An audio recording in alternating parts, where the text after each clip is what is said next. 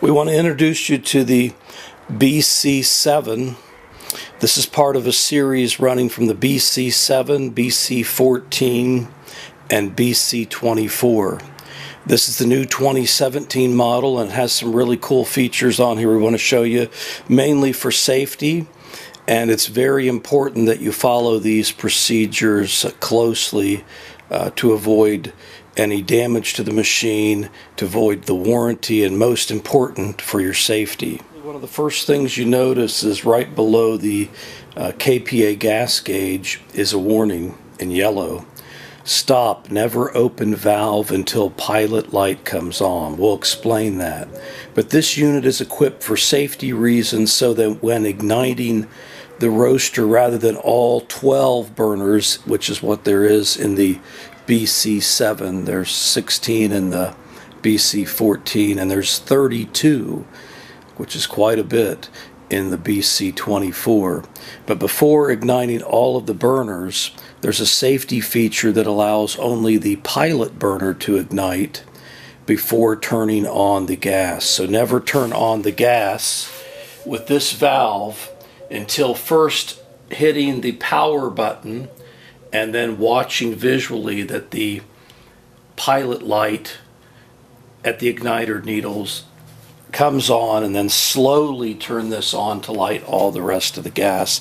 And of course, as always with a gas roaster, it's vital that there be airflow, 10 to 20% of airflow, which is controlled through the manual dial damper. As you can see, the manual dial damper system's right here. And unlike some of our other models, the manual dial damper here starts at 0 on the right side, and you turn it counterclockwise to increase the airflow. So we want it at about 10 to 20% before we start the roaster.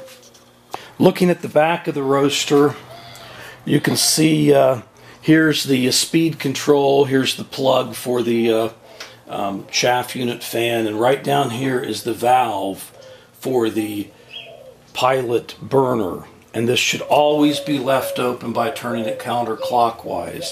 Never attempt to start the machine without that manual or that valve, pilot light valve, turned on. Here's a close-up of the valve, and like all gas valves, you turn it counterclockwise to turn it on. So we're going to take you through the startup and show you. You hit the power button, turns on the machine. You make sure that your airflow is at least 10 to 20%, and that your valve on the back for the pilot light is open, and then you press the igniter button, which on this machine says baking. There's another safety feature we want to show you on the BC units, and this is on all of the BC units, actually on all of our roasters.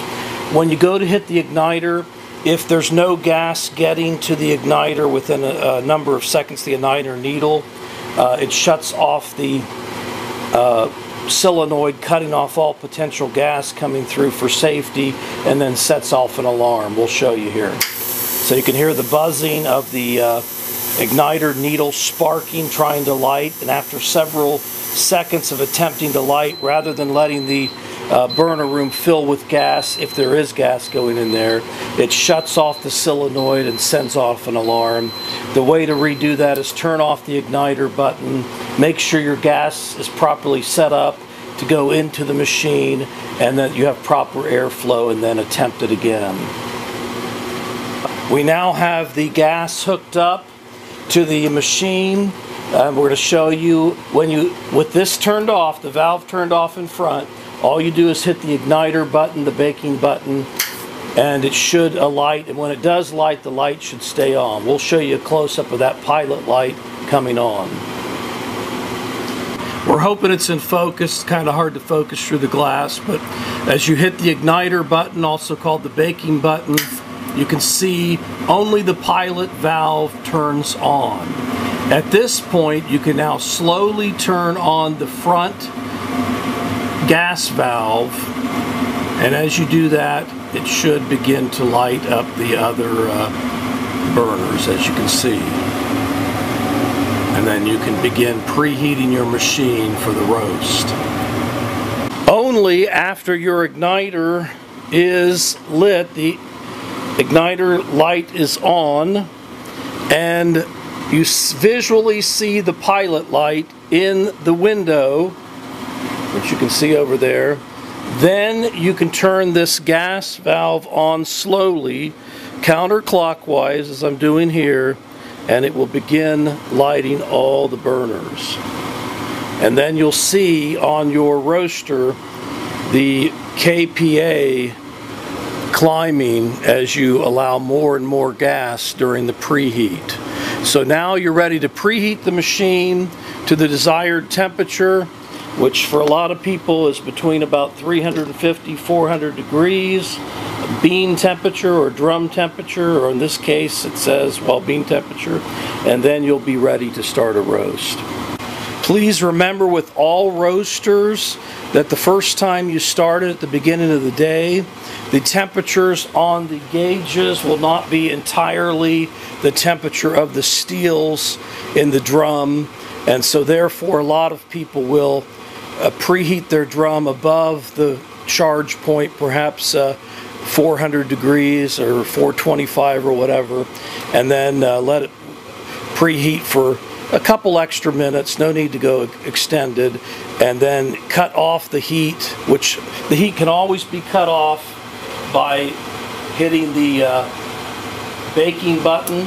Again, we remind you to start it back up again, go ahead for safety reasons, turn off the front valve, again ignite the pilot light, and then turn on the gas to the desired kPa.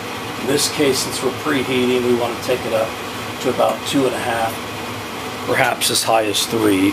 Really no reason to ever go past 3 on this machine. As you can see, the bean temperature or the drum temperature is climbing pretty rapidly. The airflow temperature staying right along with that. And usually, of course, you can hit the timer, which I should have done at the beginning, that times the preheat. Most preheats on gas roasters are around 5, no more than 15 minutes, depending on the ambient temperature. Obviously, you don't want to store the roaster or keep the roaster in a building below 50 or 60 degrees, as that will affect the roast as well as the roaster. But here we can see it climbing, and in our next segment we'll take you through a first roast. Another feature we want to tell you about that's new on the 2017 models is the emergency stop button. Generally speaking, we encourage you never to use that button unless there's an emergency, because it's going to shut down the entire machine, including stopping the drum. Perhaps if you allow the beans to ignite by overheating, which is, as you can see in our preheat here, if you ever let your machine get that hot, you are going to ignite the beans.